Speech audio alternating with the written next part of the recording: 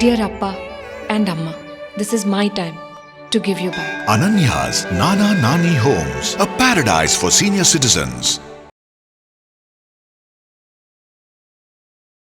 ஒரு பேருந்தை பயணி கண்ணாடி உடைச்சிட்டார். நீ பார்த்துருப்பீங்க, ஊடகங்கள்லாம் பார்த்துருப்பீங்க. இது மாதிரி நிறைய நிகழ்ச்சி நடந்துகிட்டே இருக்கு. 90 நாள் அட்வான்ஸா சொன்னாங்கன்னு வச்சுங்களேன் அரசு. நாங்க அன்னைக்கு போர்டிங் பாயிண்டே மாத்திருவோம். இன்னைக்கு ஒரு 4 பார்ட்டி ஃபோன் பண்ணி 11:30 மணிக்கு சொன்னோம், இதுல கேளம்பாக்கத்து வாங்க, இங்க இருக்கக்கூடாது, அங்கதான் வரணும், நாங்க இங்க ஏற்ற மாட்டோம்னு சொன்னோம். அவங்க என்ன கேள்வி கேட்கறான்னு பார்த்தா நாங்க வாயில சொல்ல முடியாது. ஒரு வீடு காலி பண்ணாலும் 6 மாசம் டைம் இருக்கு. அப்போ எங்களுக்கு ஒரு 2 மாசம் டைம் கொடுத்தாங்களே, இல்லை 1 மாசம் டைமாவது கொடுத்துட்டு சொன்னா பப்ளிக் கிட்ட நாங்க சொல்லியிருப்போம். ஆத்துல மண்ணை கொட்டி ரப்பி நம்ம மாதிரி எங்களை போய் ரப்பி வச்சுக்கிறாங்க. எந்த வசதியும் கிடையாது. அதில் 500 ரூபா டிக்கெட் போடுறாங்க, 1000 ரூபா சொல்ல பண்ணி போக முடியுமா? திடீர்னு அவங்க சர்வீஸ் எதுக்கு தான் பண்றாங்க, என்ன ரீசன் பண்றாங்க என்னன்னு தெரிய மாட்டேங்குது. மக்களுக்கு சாத்தியப்படாது, மக்களுக்கு அகைன்ஸ்ட் தான் இது. வரவு செலவு மொத்தமாகவே லாஸ் தான். ஒரு ஃபெசிலிட்டியுமே இல்லை. இப்போ இங்கே உள்ள இன்ஃப்ராஸ்ட்ரக்சர் வந்தாங்கன்னா டிரைவர்லாம் குளிக்கிறதுக்கு போகிறதுக்கு வரதுக்கு வாஷ் பண்ணுறதுக்கு எல்லா ஃபெசிலிட்டிஸ் இருக்குது. அங்கே எந்த ஃபெசிலிட்டியும் இல்லை. கார்பரேஷன் ஸ்ட்ரைக் பண்ணுற நேரத்திலலாம் கை கொடுத்த ஓமினி பஸ்ஸுங்க அன்னைக்கு சிட்டி ஸ்தம்பிக்காமல் அரசுக்கு நெருக்கடி கொடுக்காம இருந்த ஓமினி பஸ் தான். அமைச்சருங்க சொல்லிடலாம், ஏன்னா அவங்க இதில் பஸ்ஸில் பயணிக்கு போகிறது கிடையாது, பாத்ரூம் கிடையாது, அடுத்த குளிக்கிற வசதி கிடையாது, அடுத்தால சாப்பிட்றதுக்கு நைட்டு பூரா கண்ணு முழிச்சு வண்டி ஓட்டு சாப்பிட்றதுக்கு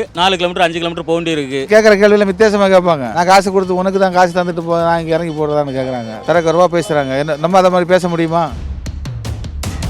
ஐபிசி தமிழ் நேயர்களுக்கு வணக்கம். கிளம்பாக்கம் பேருந்து நிலையம் அமைச்சதுலேருந்தே பார்த்தோமேனால் பல விமர்சனங்களானது வந்துச்சு. அதில் குறிப்பாக பார்த்தோம்னா இந்த ஆம்னி பேருந்துகள் இனி கோயம்பேடு இல்லை கிளம்பாக்கத்துலேருந்து தான் இயங்கணும் அப்படிங்கிறத சொல்லியிருந்தாங்க. இதனால் நேற்று பார்த்தோமே ஆனால் கொஞ்சம் பரபரப்பானுச்சு. பயணிகளுக்கும் சரி ஓட்டுநர்களுக்கும் சரி கொஞ்சம் பரபரப்பான இந்த நேரத்தில் காவல்துறையினர் எல்லாமே குவிச்சு வச்சுருந்தாங்க. ஒரு பதட்டமான நிலையானது நிலவுனுச்சு. அதில் நேற்று தனியார் ஆம்னி பேருந்து நிறுவனத்தில் அவங்கள சார்பாக என்ன சொல்லியிருந்தாங்க அப்படின்னா, இல்லை இன்னும் கொஞ்சம் நாளைக்கு நாங்கள் கோயம்பேடுலேருந்து தான் இயங்கணும், அது பழகிறதுக்கு கொஞ்சம் டைம் எடுக்கும், கிளம்பாக்கத்தில் மக்களுக்கு ஆம்னி பேருந்துகள் இது எல்லாமே போய் இறங்குறதுக்கு கரெக்டான டைம் இன்னும் இல்லை அப்படிங்கிறத சொல்லியிருந்தாங்க. அது மட்டும் இல்லாமல் அமைச்சர் சேகர்பாபு சொல்கிறப்ப என்ன சொல்லியிருந்தாங்க அப்படின்னா, இல்லை கிளம்பாக்கத்தில் தனி ஆம்னி பேருந்து அவங்களுக்கும் தனியாக இடம் ஒதுக்கியிருக்கோம், எல்லாமே பர்ஃபெக்டாக இருக்குது அப்படிங்கிறத சொல்லியிருந்தாலும் இன்னுமே கடும் விமர்சனமும் கொஞ்சம் பரபரப்பும் நிலவிட்டு இருக்கு. ஸோ இப்போ நம்ம இங்கே கோயம்பேட்டில் இருக்கோம். ஸோ இங்கே இருக்கக்கூடிய பேருந்து ஓட்டுநர்களாக இருக்கட்டும், பேருந்து உரிமையாளர்களாக இருக்கட்டும், இங்கே இருக்கக்கூடிய பயணிகள் எல்லாமே என்ன சொல்கிறாங்க அப்படிங்கிறத வாங்க தெரிஞ்சுக்கலாம். அரசு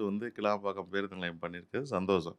நாங்கள் அதை வரவேற்கிறோம். ஒன்றுமே இல்லை. நாங்கள் அதில் கூடுதல் வசதி இந்த வசதி எல்லாமே எங்களுக்கு மட்டும் இல்லாமல் பயணிகளுக்கு கேட்குறோம்.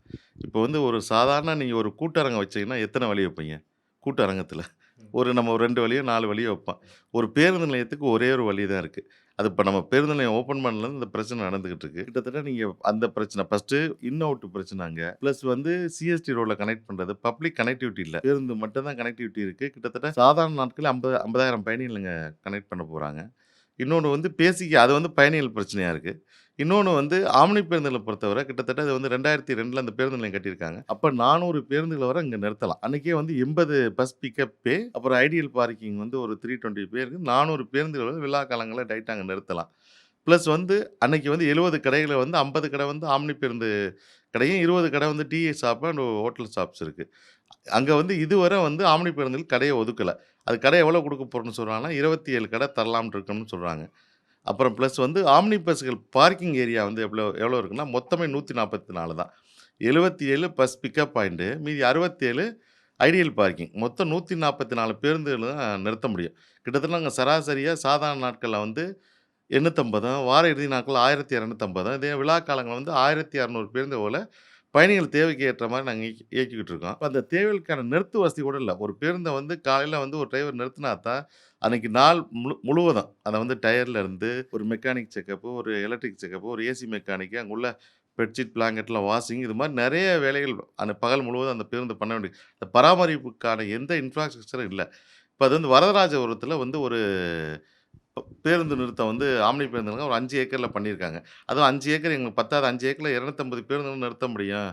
நாங்கள் 20 ஏக்கர் கொடுங்க, ஒரு 1000 பேருந்து நிறுத்துவதற்கான கொடுங்க. ஏன்னா கிட்டத்தட்ட இப்போ இன்னைக்குலேருந்து ஒரு 20 வருஷம் அந்த பஸ் ஸ்டாண்டு பயன்படுத்தினாலும் அன்றைக்கி பேருந்துகள் அதிகமாக இருக்குன்னு அதை கோரிக்கை வச்சுருக்கோம்.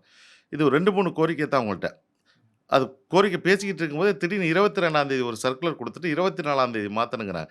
2 நாட்களில் ஒரு பேருந்து நிலையத்தை மாற்ற முடியும். ஏன்னா ஆம்னி பேருந்தை பொறுத்தவரை டிக்கெட் முன்பதிவு சாதாரண நாட்கள்லையும் சரி, விழா காலங்களையும் சரி பொறுத்தவரை 30லேருந்து 90 நாட்கள் ட்ராவல்ஸ்க்கு மாறின மாதிரி நாங்கள் புக்கிங் அட்வான்ஸ் புக்கிங் நடக்குது. இப்போ திடீர்னு மாற்றும் போது மாற்ற முடியாது. நேற்றுலாம் 65,000 பயணிகள் எவ்வளோ துருவிச்சு போனாங்கிறது நீங்கள் பார்த்துருப்பீங்க, நிறைய ஊடகங்களில் பார்த்துருப்பீங்க. போடியம் பாயிண்ட் கிட்டத்தட்ட 80 போடியம் பாயிண்ட் சென்னை நகரத்துக்குள்ளே மட்டும் இருக்குது. அதை வந்து ஒரே நாளில் மாற்ற முடியாது. அரசு வந்து எங்களோட பேசி குறைந்த அளவு ஒரு 90 நாள் கால அவகாசம் கொடுத்தா தான் இந்த அட்வான்ஸ் புக்கிங்கெல்லாம் மாற்ற முடியும். இப்போ இன்னைக்கு தேதியிலேருந்து நீங்கள் ஆவணி பிறந்திருக்கு இந்த ரெட் பஸ் போர்ட்டலில் மட்டும் 20 லட்சம் டிக்கெட் முன்பதிவு ஆயிருக்கு. திடீர்னு இப்போ மாத்துனதுனால என்ன ஆச்சு அப்படின்னா, பேசஞ்சர்ஸ் ஒரு பக்கம் அவங்க இப்போ என்ன மாதிரி உங்கள்ட்ட ஏன்னா ஒரு பயணிகளுக்கும் அந்த ஓட்டுநருக்கும் ஓட்டுநர் நிர்வாகத்துக்கும் கூட அந்த கனெக்டிவிட்டி கம்யூனிகேஷன் இருக்கும்ல, அது எப்படி பாதிப்படையுதா? இல்லை அவங்க புரிஞ்சுக்கிறாங்களா முதல்ல? ஏன்னா திடீர்னு இப்போ வந்து சொல்லியிருந்தாங்க அரசு அறிவிப்பு அப்படிங்க அது உங்களுக்கு தெரிஞ்சிருக்கும். ஆனால் வரக்கூடிய பயணிகளுக்கு என்ன நினைச்சிருப்பாங்க அப்படின்னா, கவர்மெண்ட் பஸ் வந்து கிளம்பாக்கத்தில் இருக்கு, பட் ஆனால் ஆம்னி பஸ்ஸை பொறுத்த மட்டும் இங்கே நம்ம கோயம்பேட்டிலே வந்து ஏறிக்கலாம் அப்படிங்கிறது நிறைய பேருக்கு அந்த நியூஸ் வந்து போய் சேர்ந்துருக்காது. ஸோ அவங்களுக்குமான அந்த கம்யூனிகேஷன் எப்படி இருக்கு? இப்போ வந்து நேற்று வந்து இங்கே காவல்துறை நண்பர் ஒரு 1000க்கும் மேற்பட்ட காவல்துறை நண்பர்கள் இருந்தாங்க. அவங்க வந்து பயணிகளை வந்து கட்டாயப்படுத்தி அனுப்பிச்சிட்டாங்க. இன்னைக்கு காலையில் வந்து கிளாம்பாக்கத்தில் வந்து ஒரு பேருந்து வந்து 3 மணி நேரம் சிறைப்பிடிச்சிட்டாங்க. நீ எங்கே டிக்கெட் போட்ட, என்னை வந்து அம்பத்தூரில் ட்ராப் பண்ணணும் போட்டு அம்பத்தூரில் இறக்கி விடு. காவல்துறை இருந்தாங்க, போய் பேசி ஈஸி பார்த்தாங்க, எதுவுமே ஒத்துக்கலை. அப்புறம் வேறு அரசு பேருந்து மொத்த வாடகைக்கு எடுத்து அங்கேருந்து ஒரு இடத்துலையும் பயணிகள் ட்ராப்பிங் பாயிண்ட் எங்கெங்கே சொன்னாங்களோ அந்த இடத்துல தான் ட்ராப் பண்ணேன். ஒரு பேருந்தை வந்து பயணி வந்து கண்ணாடி உடைச்சிட்டார். நீ பார்த்துருப்பீங்க, ஊடகங்கள்லாம் பார்த்துருப்பீங்க. இது மாதிரி நிறைய நிகழ்ச்சி நடந்துக்கிட்டே இருக்குது. இப்போ கிட்டத்தட்ட நாங்கள் வந்து இது வந்து இன்னைக்கு 90 நாள் அட்வான்ஸாக சொன்னாங்கன்னு வச்சுங்களேன் அரசு. நாங்கள் அன்றைக்கி போர்டிங் பாயிண்ட்டை மாற்றிடுவோம். இப்போ நாங்கள் கிளாம்பாக்கம் ஒன்லி போடும்போது கிளாம்பாக்கம் தான் பயணி தேவைன்னா வருவாங்க, இல்லாட்டி அவங்க சொந்த வாகனங்களில் போயிடுவாங்க. இது மாதிரி நிறைய பிரச்சனை கம்யூனிகேஷன் இருக்குது, நிறைய பிரச்சனை நடந்துக்கிட்டே இருக்குது. வர்ற பயணிகளுக்கு வந்து நமக்குள்ளே இன்டர்னல் பிரச்சனைலாம் தெரியாது. அவங்க எங்கே ட்ராப்பிங் பாயிண்ட் போட்டிருக்கோமோ அதுதான் நான் இறக்கி விடணும், அதுதான் முறை. அதனால தான் கால அவகாசம் கேட்குறேன் அரசுக்கிட்ட. அதான் அரசு வந்து பரிசீலனை பண்ணாமல் எங்களுக்கு பேச்சுவார்த்தை நடத்தாமல் இருக்காங்க. நாங்கள் வந்து அடுத்த மாதம் 15ஆம் தேதி வரை எங்களுக்கு டிக்கெட் ஃபுல் இங்கே போட்டிருக்கோம் பப்ளிக்கு. இப்போ அவங்க கேட்குறாங்க, நாங்கள் எப்படி போகிறதுக்கு, எங்களை எப்படி என்ன செய்ய போகிறீங்க, இல்லை ரிட்டர்ன் பண்ணுறீங்களா, பணம் எதுக்கு எங்களுக்கு கமிஷன் கம்மி பண்ணி கொடுக்குறீங்களான்னு கேட்குறாங்க. ஆன்லைனில் போட்டிருக்காங்க, நாங்கள் அதை கொடுக்க முடியாது ஒன்றும். ஆன்லைனில் தான் அவங்க இதாகிருக்குங்க. அதனால் அவங்கக்கிட்ட பதில் சொல்ல முடியுதில்லை. இன்றைக்கி ஒரு 4 பார்ட்டியை வந்து ஃபோன் பண்ணி 11:30 மணிக்கு சொன்னோம், இதில் வந்து கேளம்பாக்கத்து வாங்க, இங்கே இருக்கக்கூடாது, அங்கே தான் வரணும், நாங்கள் இங்கே ஏற்ற மாட்டோம்னு சொன்னோம். அவங்க என்ன கேள்வி கேட்குறான்னு பார்த்தா நாங்கள் வாயில் சொல்ல முடியாது. அது அவங்களுக்கு ஆதங்கம், அவங்களோட வேதனை. நாங்கள் ஒன்றும் பேச முடியல அவங்கள்ட்ட. ஒரு வீடு காலி பண்ணாலும் 6 மாதம் டைம் இருக்கே இல்லையா? அப்போ எங்களுக்கு வந்து ஒரு 2 மாதம் டைம் கொடுத்தாங்களேங்க, இல்லை 1 மாதம் டைமாவது கொடுத்துட்டு சொன்னால் பப்ளிக்கிட்ட நாங்கள் சொல்லியிருப்போம், அம்மா இப்படி இருக்குது போங்க வாங்கன்னு சொல்லி. இது ஒன்றும் டைம் இல்லை. ஆனால் இந்த மாதிரி ஒரு மாற்றம் வரும் அப்படிங்கிற உங்களுக்கு தெரியல. புது பஸ் ஸ்டாண்டு வரப்போது அது இங்கே இல்லை அப்படின்னு உங்களுக்கு தெரியும் தானே? பீப்புளுக்கு தெரியாது, ஆனால் உங்களுக்கு தெரிஞ்சிருக்கும்ல. மாற்றம் வரும்னு எங்களுக்கு தெரியும் சார், ஆனால் டேட் எங்களுக்கு கன்ஃபார்மாக எங்களுக்கு கொடுக்கல. கவர்மெண்ட்டுக்குன்னா அவங்க நல்ல வந்து பஸ் ஸ்டாண்டு உருவாக்கினா அவங்க போயிட்டாங்க. எங்களை 1500 வண்டி இருக்குது ட்ராவல்ஸு, 400 வண்டி எடுத்துன்னு போய் நிறுத்துங்க, மிச்சம் ரோட்டில் நிறுத்துங்கன்னா எப்படி நிறுத்துவாங்க? அவங்களுக்கு சாப்பாடு ஆனால் எல்லா வசதியும் இருக்குன்னு சொல்கிறாங்களே கவர்மெண்ட். வசதி கிடையாதுங்க. கூவாத்தில் நம்ம இது ஆற்றுல மண்ணை கொட்டி ரப்பின மாதிரி எங்களை போய் ரப்பி வச்சுக்கிறாங்க.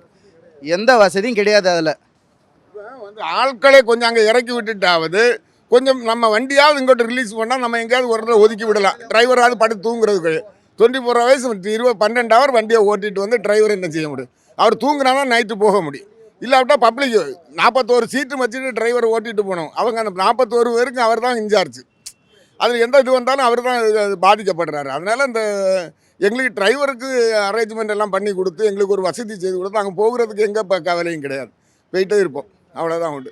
பப்ளிக்கிட்ட பேசுவோம், சொல்லுவோம், தைரியமாக பேசுவோம். நாங்கள் வந்து இந்த ஆம்னி பஸ்ஸை நம்பி தான் நாங்கள் இருக்கோம். அது நம்பி தான் நாங்கள் எங்கள் ஃபேமிலி எங்கள் சுற்றோட்ட எல்லாருமே நாங்கள் இருக்கோம். அதை நம்பி தான் இருக்கோம். இப்போ திடீர்னு எந்த அறிவிப்புமே இல்லாமல் திடீர்னு நீங்கள் அங்கே போயிடுங்க அப்படின்னு சொன்னால் இங்கேருந்து நாங்கள் எங்கே போய் நாங்கள் என்ன பண்ண முடியும்? எந்த ஒரு அறிவிப்பும் கிடையாது. நேற்றுக்கு நைட்டு சொல்கிறாங்க, இன்றைக்கி வந்து நீ உடனே காலி பண்ணிட்டு போயிடுங்கப்பா அப்படின்னா எப்படி அது சாத்தியமா? இதனால ரொம்ப பாதிச்சிருக்கோம் சார். இப்போ இங்கேருந்து போகணும்னா 45 கிலோமீட்டர் ஆகுது. இங்கேருந்து நான் 45 கிலோமீட்டர் போய் மெட்டீரியல் கொடுத்துட்டு வர முடியுங்களா? அதே போல் ஒரு பேசஞ்சர் போகணுன்னாலும் கிளாம்பாக்கத்தில் இறக்கி விட்டுறாங்க, அங்கேருந்து கோயம்பேடு வரணுங்கிறாங்க. அவங்க எப்படி வருவாங்க? 500 டிக்கெட் போடுறாங்க, 1000 செலவு பண்ணி போக முடியுமா? 1000 ஆட்டோக்கு ஃபேர் கேட்குறாங்க, 1000 ஃபேர் செலவு பண்ணி போக முடியுமா? அவங்க இதெல்லாம் யோசிக்க மாட்டேங்கிறாங்க. திடீர்னு அவங்க சௌகரியத்தை எதுக்கு தான் பண்ணுறாங்க, என்ன ரீசன் பண்ணுறாங்க என்னன்னு தெரிய மாட்டேங்குது. எதனால இதுமாரி பண்ணுறாங்கன்னா மக்கள் தான் ரொம்ப பாதிச்சிருக்காங்க, நாங்களும் பாதிச்சிருக்கோம். இந்த பஸ்ஸை நம்பி தான் நாங்கள் ஸ்பேர் பார்ட்ஸ் கடை வச்சுருக்கோம். இப்போ திடீர்னு எல்லாம் போயிட்டாங்கன்னா இப்போ நாங்கள் என்ன பண்ண முடியும்? இப்போ உங்கள் அடுத்த என்ன உங்களோட திட்டமாக இருக்குது? ஏன்னா இப்போ அடுத்ததில் கொஞ்சம் கொஞ்சமாக மாற்றிடுவாங்க. ஸோ அடுத்து எங்களுக்கு வந்து அதுக்கு உண்ட போதுமான வசதி செஞ்சு கொடுத்தா எல்லாமே ஓகே சார். இப்போ ஒரு கடை அங்கே பார்க்கணுங்கிறாங்க, கடை கேட்டோம்னா 80,000 75,000 வாடகை கேட்குறாங்க. திடீர்னு இப்போ 75,000 வாடகை தர முடியுங்களா? காசு பணம் இருக்கிறவங்க பார்த்துக்குவாங்க, இல்லாத பாமர மக்கள் என்ன பண்ணுவாங்க? இப்போ நான் இப்போ வந்து வண்ணாரப்பேட்டையில் டிக்கெட் எடுத்திருக்கேன். வண்ணாரப்பேட்டையிலேருந்து இப்போ மெட்ரோ இருக்குதுன்னு வச்சிங்களேன். மெட்ரோ இருந்தால் கரெக்டாக எனக்கு ரீச் ஆகிடும். கரெக்டாக 40 இல்லை 50 ரூபாய்க்குள்ளே என்னோடய செலவு முடிஞ்சிடும். சரிங்களா? நான் ஊருக்கு போயிடுவேன். ஊர்லேருந்து திரும்பி வரேன். இங்கேருந்து போகும்போது 600 டிக்கெட் எடுத்துருக்கேன். திருநெல்வேலிக்கு போகிறேன்னு வச்சுங்க. ஊர்லேருந்து வந்தால் கிளாம்பாக்கத்தில் இறக்கி விட்டால் மெட்ரோ வந்தால் ஓவர், எதுவுமே இல்லை. எல்லாமே செலவு மீதி கரெக்டாக எங்களுக்கு செலவு கம்மினா. இப்போ ஒரு 10 பேர் ஒரு ஃபங்க்ஷனோ ஒரு நல்ல கட்டத்துக்கு போகிறேன்.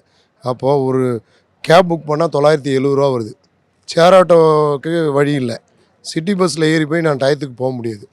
சரிங்களா? இப்போ கேப் புக் பண்ணால் அவ்வளோ செலவு. ஆட்டோ அந்த ப்ரைவேட் ஆட்டோன்னு ஒன்று இருக்குது, 3 பேர் தான் போகலாம்.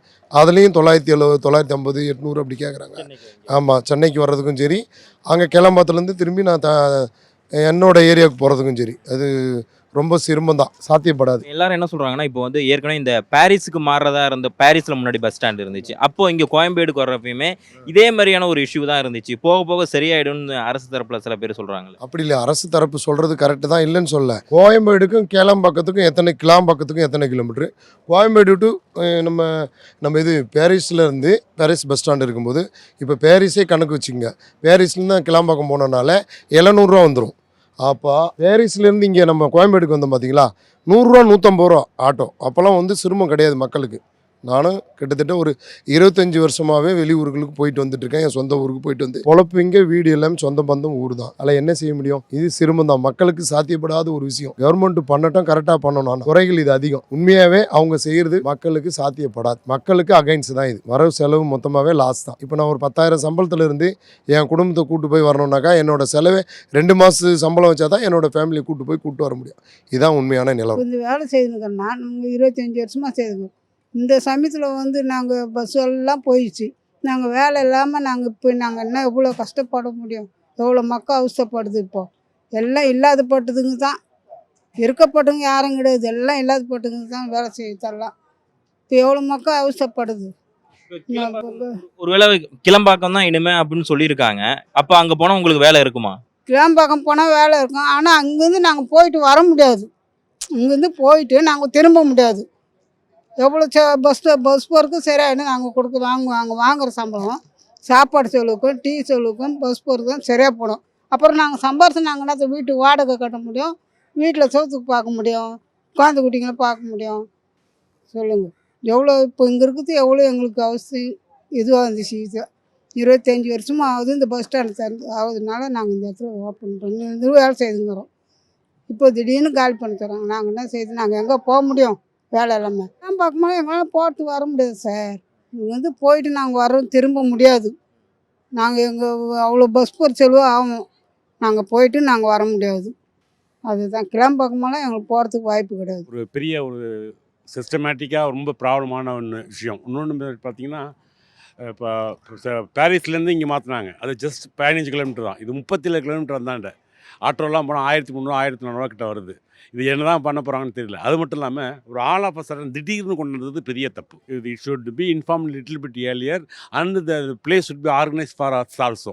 நாங்களாம் ஆனால் அமைச்சர் தரப்பில் சொல்கிறப்ப இல்லை நாங்கள் முன்னாடியே சொல்லிட்டோம். இப்போ திடீர்னு நேற்று கொஞ்சம் பரபரப்பானுச்சு ஆமணி பஸ்ஸில். அவங்களும் சொல்லியிருந்தாங்க என்னென்னா, இல்லை மாற்ற முடியாது, பேசஞ்சர்ஸ் எல்லாருமே வந்துட்டாங்க, வேறு வழி இல்லை அப்படிங்கிறப்போ ஒரு சின்னதாக ஒரு சின்ன கருத்து வேறுபாடு மாதிரி அந்த இதில் ஆணுச்சு. அப்போ வந்து அமைச்சர் தரப்பில் என்ன சொல்கிறாங்கன்னா, இல்லை நாங்கள் ஏற்கனவே கிளம்பாக்கத்தில் ஆமணி பேருந்து நிறுத்துக்கு நாங்கள் வந்து தனியாக அதுக்கான ஏற்பாடுகள் எல்லாமே பக்காவாக இருக்குது அப்படிங்க. பக்காவாக இல்லை. அது மட்டும் இல்லாமல் ஒரு 5 ஏக்கர் இடம் கொடுத்துருக்காங்க. 5 ஏக்கர் பொட்டத்தரலாக இருக்குது. பொட்டத்தரலாக ஒரு ஃபெசிலிட்டியுமே இல்லை. இப்போ இங்கே உள்ள இன்ஃப்ராஸ்ட்ரக்சர் வந்தாங்கன்னா டிரைவர்லாம் வந்து குளிக்கிறதுக்கு போகிறதுக்கு வரத்துக்கு வாஷ் பண்ணுறதுக்கு எல்லா ஃபெசிலிட்டிஸ் இருக்குது. அங்கே எந்த ஃபெசிலிட்டியுமே கிடையாது. நம்பர் 1. நம்பர் 2 வந்து வரவங்க எல்லாருக்குமே அது ஒரு தனி தீவு மாதிரி ஆகிப்போச்சு. ஸோ வந்து இன்ஃப்ராஸ்ட்ரக்சர் டெவலப் பண்ணிவிட்டு எல்லா ஆஃபீஸ்க்கும் எங்களுக்கு ஸ்பேஸ் கொடுத்தா தான் நாங்கள் அங்கேருந்து ஆப்ரேட் பண்ண முடியும். It will take minimum 3 months of time. இதை டப்புன்னு மாற்றுறது வந்து it is not at all possible. Okay, ஆனால் பேருந்து நிலையம்ங்கிறது அவசியமான ஒன்று தானே இப்போ இருக்கிற இந்த இதில். இந்த பேரில் டிராஃபிக் கன்ஜெக்ஷனுக்கு அவுட்டரில் பேருந்து நிலையம் நல்ல பிளான் தான். ஆனால் அதுக்கேற்ற முன்னேற்பாடு முன்னாடி எடுத்துருக்கணும். பேருந்து shifting of the place is not a problem at all. ஆனால் அதுக்கான ஸ்டெப்புகள் முன்னாடி எடுக்காம விட்டாங்க. அதான் ப்ராப்ளம். அரசாங்கம் வந்தாலும் மக்களுடைய தேவைக்கு தகுந்தவாறு செயல்பட்ட மாதிரி தெரியல. ஏன்னா மக்கள் வந்து ரொம்ப கஷ்டப்படுற மாதிரி கொண்டு ஒதுக்கி விட்டுருக்காங்க. இதை என்ன பண்ணியிருக்காங்க, பஸ் ஸ்டாண்டு வரட்டும், பஸ் ஸ்டாண்டு வரட்டும், ஏன்னா பின்னால் உள்ள ஒரு 5 வருஷம் கழிச்சு ஃப்யூச்சருக்கு நல்லாவும் இருக்கலாம். அதே நேரத்தில் இங்கேருந்து இப்போ நீங்கள் வரவே கூடாதுன்னு இது பண்ணுறாங்களா, அதை வந்து தவிர்த்துட்டு எப்பவும் போல் இங்கேருந்தும் போர்டிங் பார்த்துட்டு அங்கே வர்றவங்களையும் அப்படியே ஏற்றிட்டு போகிற மாதிரி போய் ஒரு குறிப்பிட்ட காலத்துக்கு அப்புறம் அந்த இடமே டெவலப்மெண்ட் ஆகிட்டுது ஆன்னு சொன்னால் அதுக்கப்புறம் அங்கேருந்தே நாங்களுமே தயாராகிடுவோம். இங்கே 30 கிலோமீட்டர் வரைக்கும் நாங்களும் விரும்ப மாட்டோம். இப்போ வந்து பேசஞ்சருக்கு இந்த இடத்த சொன்னாலே முதல்ல தெரியல. இது வந்து தெரிஞ்சுக்கிறதுக்கே ரொம்ப நாளாகும். இது அந்த இடம் தெரிஞ்சு அவங்க வர்றதுக்கே ரொம்ப நாளாகும். அவங்க கேட்டால் என்ன சொல்கிறாங்கன்னா, உங்களுக்கு ஒரு 30 கிலோமீட்டர் உங்களுக்கு மிச்சமாக இருக்கு. 30 கிலோமீட்டர் மிச்சம் இல்லை. வண்டியை ஆப்ரேட்டே பண்ண முடியாது. வண்டியை இன்றைக்கி ஆப்ரேட்டே பண்ண முடியாத இதாகிடுச்சு. ஸ்டாண்டர்டு கம்பெனிலேருந்து சரி ஒத்த வண்டிகளாக வச்சுருக்கவங்க, 2 வண்டியாக வச்சுருக்கவங்க எல்லாம் ரொம்ப கஷ்டம். பஸ் ஸ்டாண்டு இருக்கட்டும், இங்கேருந்து நீ வேணால் வண்டி நிறுத்தாத. இங்கே நீ எந்தெந்த ஆஃபீஸில் என்னென்ன டிக்கெட் புக் பண்ணியிருக்கோ அதை வந்து போர்டிங் பண்ணிவிட்டு அப்படியே போய் கேளம்பாக்கத்தையும் போர்டிங் பண்ணிட்டு போ. இப்போ முன்னாடியே எக்மூரில் இருந்துச்சு, இங்கே இது பண்ணாங்க. இது அப்போ அவுட்டராக தான் இருந்துச்சு. அப்போ அங்கேருந்தே நாங்கள் வந்தோம். அங்கேருந்தே வந்து இதையும் இது பண்ணிட்டு அப்படியே போனோம். நாளடைவில் இது நல்ல டெவலப்மெண்ட் ஆனோடனே நாங்கள் அதை விட்டுட்டோம். நாங்களே ஆட்டோமேட்டிக்காக விட்டுட்டோம். அது மாதிரி இப்போ வந்ததில் முழுசாக நீ அங்கேருந்தே போனோன்னா பேசஞ்சருக்கு கடுமையான வேதனை. கடுமையான வேதனை, ரொம்ப லாஸு. மோட்டார்காரனுக்கு அதை விட லாஸு. இப்போது தமிழ்நாடு பெர்மிட்டை தவிர மற்ற பெர்மிட் உள்ள வண்டிகளுக்கெல்லாம் ஒரு நாளைக்கு 3000 ரூபா டாக்ஸி. இப்போ அவங்கெல்லாம் வந்ததில் ஆப்ரேட் பண்ண முடியாமல் இது பண்ணுறாங்க. அதனால் இது வந்து அரசாங்கம் வந்து உண்மையிலே மக்களுடைய நலனை தான் கருத்தில் வச்சுருக்குன்னு சொன்னால் இங்கேருந்து இந்த வண்டி வந்து போர்டிங் பார்த்துட்டு போ, ஆனால் கேளம்பாக்கம் நீ கம்பல்சரி போகணும்னு எங்களுக்கு ஒரு உத்தரவாக கொடு. அவ்வளோத்துக்கு இன்றைக்கி ஆன்லைன் வளர்ச்சி வந்து ரொம்ப சதவீதமாக கூடிட்டுன்னு சொல்ல முடியாது. ஆன்லைனில் வந்து ஒரு சிலர் ஒரு 50% தான் இருக்காங்க. நார்மலாக ஒரு ஆத்திர அவசரத்துக்கு போகிறவங்கெல்லாம் வந்து இங்கேருந்து அவன் அவ்வளோ தூரம் போகிறதே பெரிய கஷ்டமாக இருக்குது. இங்கேருந்து கேளம்பாக்கம் போய் தான் ப்ரைவேட் வண்டி பிடிக்கணும் ஆகும்போது கஷ்டமாக இருக்குது. அப்போ ப்ரைவேட் வண்டி வந்ததில் இப்போ மாதிரி போனால் ஒரு 10 வண்டி இருக்கும், அவ்வளோதான் இருக்கும். இப்போ இங்கெல்லாம் வந்தாலும் நைட்டில் எத்தனை மணிக்கு வந்தாலும் வண்டி இருக்கும் இங்கே. அதையும் தாண்டி டிக்கெட் நிறைய இருக்குதுன்னு சொன்னால் ஒரு வண்டி ஆல்ட் வண்டி கூட போட்டு அனுப்பிச்சிடுவாங்க. அங்கே அது பண்ண முடியாது. இது பேசஞ்சர் ரொம்ப அவதிக்கு ஒரு இதாகி போச்சு. பேசஞ்சருக்கு வந்து தனித்தனியாக இருக்கிறதுனால ஒரு போராடாமல் இருக்காங்களோன்னு தோணுது. உண்மையிலேயே வெளியூர் அவங்கவுங்க தேனி, கம்பம், திருச்சி, மதுரைன்னு இருக்காங்க. இவ்வளோ பேர் சேர்ந்து எப்படி போராட முடியும்? நம்ம 2 சீட்டு போக போகிறோம், கழுதை எங்கேயாவது போட்டாங்கன்னா அழுது துளைப்போம். ஆனால் உங்களுடைய வேதனையை தான் கொடுக்க ஒழிய இதெல்லாம் இதுக்கு வந்து ரொம்ப பின்னடைவு கொடுக்குங்க கவர்மெண்ட்டுக்கு. அவ்வளோ காலையில் தூங்கி எழுந்திரிச்சு அங்கே நம்ம இறக்கி விட்ட உடனே அவ்வளோ பேர் ஏற்றிட்டு போகிறான். ஏன்னா அவனுக்கு கோயம்பேடு தான் தெரியும். அவன் அப்படி ஒரு கிளம்பாக்கம்னு ஒரு ஊர் இருக்குதே அவனுக்கு தெரியாது. அங்கே ஒன்று நம்ம இறக்கி விட்டுட்டு இங்கே எங்கிட்ட போலீஸ் விட மாட்டாங்க, நாங்கள் சொல்லிட்டு தப்பிக்கிற மாதிரி தெரியுது. நாங்கள் சொல்லிட்டு தப்பிக்கலை, உண்மையிலே அவங்க விடலை. இது பழகிறதுக்கு மக்களுக்கு எவ்வளோ நாள் எடுக்கும் இந்த கிளம்பாக்கம் அப்படிங்கிறத அவங்க பழகி வர்றதுக்கு? சுமாராக குறைஞ்சபட்சம் ஒரு 2 வருஷம் எடுக்கும். 2 வருஷம் எடுக்கும். இப்போ இங்கே பஸ்ஸுங்க சிட்டிக்குள்ளே வர வேண்டாங்கிறது ஒரு பக்கம் இருக்கட்டும். பைபாஸில் ஏற்றி பைபாஸ் வழியே போய் இங்கேருந்து உள்ள போர்டிங் இங்கே வந்து இந்த இடம் வந்து நல்ல தெளிவாக எல்லாத்துக்கும் தெரிஞ்சு போய் சென்ட்ரான பிளேஸாக ஆகிப்போச்சு. இங்கேருந்து ஏற்றிட்டு போய் நீ கேளம்பாக்கத்தையும் பிக்கப் பண்ணிவிட்டு அப்படியே போய்கிட்டே இருங்க ஆன்னு சொன்னால் நம்ம போய்கிட்டே இருக்கலாம். நீ கேளம்பாக்கம் மட்டும்தான் ஆகும்போது ரொம்ப மக்களை ரொம்ப அவஸ்தைப்படுத்துகிற மாதிரி இருக்குது. இப்போ இங்கே வந்து டிக்கெட் போடுறாங்க, எத்தனையோ பேர் இந்த எந்த ஆஃபீஸ்லையும் கேட்டு பாருங்கள், நீங்கள் கேளம்பாக்கம் வந்துருங்க சார், கேளம்பாக்கம் எங்கே இருக்குது? அது ஒரு மெயினான ஒரு பிரச்சனை. 2வது வந்து இன்றைக்கி காலையிலேருந்துலாம் ஒரு 15 சீட்டு அங்கே போவா, இங்கே இருந்துலாம் கவர்மெண்ட் வண்டி ஓடுது. அவங்களுக்கு தெரியுதோ தெரியலையோ போய்கிட்டு தான் இருக்காங்க. இந்த தொழில் அப்படின்னு நசுங்குது.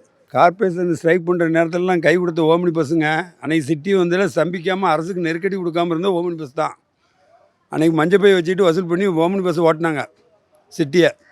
இன்றைக்கி அந்த பஸ்ஸை அதை பற்றி அரசுக்கு தெரியுதா தெரியலையான்னே தெரியல. மக்கள் அவஸ்தைப்படுறாங்க, மக்கள் நம்மளெலாம் ஏசிட்டு இருக்காங்கன்னு கவர்மெண்ட்டுக்கு தெரியுதா தெரியலையான்னு தெரியவே இல்லை. இதை வந்து மக்கள் கொண்டு வரதுக்கு முடியலை. பயணிகளாக இருக்கிறதுனால மக்கள் இந்த கவனத்துக்கு கொண்டு வர முடியல. வேறு ஏதாவது ஒரு யூனியனாக இருந்துச்சுன்னு சொன்னால் அவங்க சேர்ந்து இது பண்ணிடுவான். இது பயணிகளாக வரவங்க வந்து பண்ண முடியல. ரொம்ப மக்களுக்கு அவஸ்தைங்க. இந்த போர்டிங் வந்து இங்கேருந்து ஏற்றிட்டு போட்டோம். இங்கேருந்து ஏற்றிட்டு நீ உள்ளே போகக்கூடாப்பா, பைபாஸ் வழியே போய் கிளம்பாக்கத்தையும் நீ கட்டாயம் பண்ணணும்னு சொல்லி போக தயாராக இருக்காங்க. இதை நீ முழுசாக கட் பண்ணும்போது வந்து இப்போ தொழிலே பண்ண முடியல. இந்த லக்கேஜ் வந்து 1-2 வருது போகுது, பெரிய அளவில் எல்லாம் இல்லை, 1-2 வருது போகுது, இதெல்லாம் பண்ண முடியாது. ஒரு ஆத்திரத்துக்கு ஒரு தபாலை கொடுத்து விடுதான், அந்த தபாலை கொடுக்க அவன் இங்கேருந்து அவ்வளோ தூரம் போக வேண்டியிருக்கு. ரொம்ப சங்கடம். மக்களுடைய நலனுக்கு இது சாத்தியக்கூறு ரொம்ப கம்மி. இங்கே சுற்று வட்டாரத்தில் இருக்கிறவங்க வந்து எல்லாருமே வந்து ரொம்ப மிகவும் அவஸ்தைக்குள்ளாயிட்டாங்க. இப்போ திருப்பதி, கும்மிடிப்பூண்டி, திருவள்ளூர், இந்த சென்னையில் இருக்கிறவங்களெல்லாம் வந்து கேளம்பாக்கத்துக்கு போகிறதுக்கே 3 மணி நேரம் ஆகுது. அதே மதுரைக்கு போகிறதுக்கும் 7 மணி நேரம் 8 மணி நேரம் தான் ஆகுது. எங்களுக்கு நேரம் அதிகமாக தான் ஆகுதுக்காண்டி கம்மியாகலை. அந்த பக்கம் இருக்கிறவங்களுக்கு அந்த வசதி கொடுத்துருந்தா ஒன்றும் பிரச்சனை கிடையாது. ஆனால் இங்கே இருக்கிறவங்களுக்கு அந்த வசதி கொடுத்தது எங்களுக்கு ரொம்ப சிரமமாக தான் இருக்குது.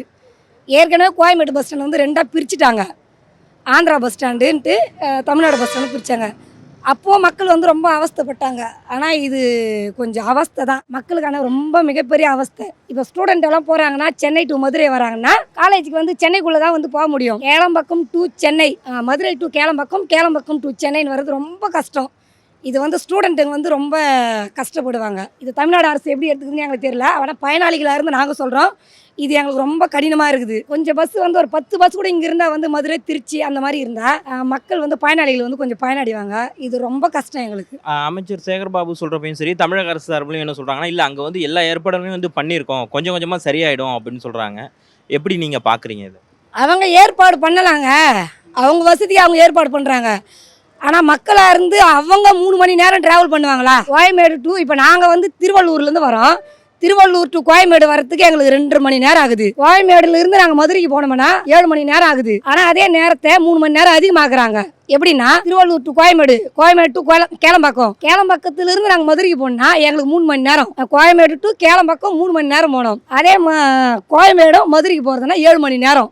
எங்களுக்கு நேரமும் அதிகமாகுது, மன உடைச்சலும் அதிகமாகுது, நேரமும் வேஸ்ட் ஆகுது. அமைச்சருங்க சொல்லிடலாம், ஏன்னா அவங்க வந்து இதில் பஸ்ஸில் பயணிக்க போகிறது கிடையாது. பயணிக்க போகிற பயனாளியாக நான் சொல்கிறேன், இது எங்களுக்கு சிரமம் தான். அந்த வண்டி டிரைவரு ஒரு கை குழந்தைய வச்சுட்டு வராங்க.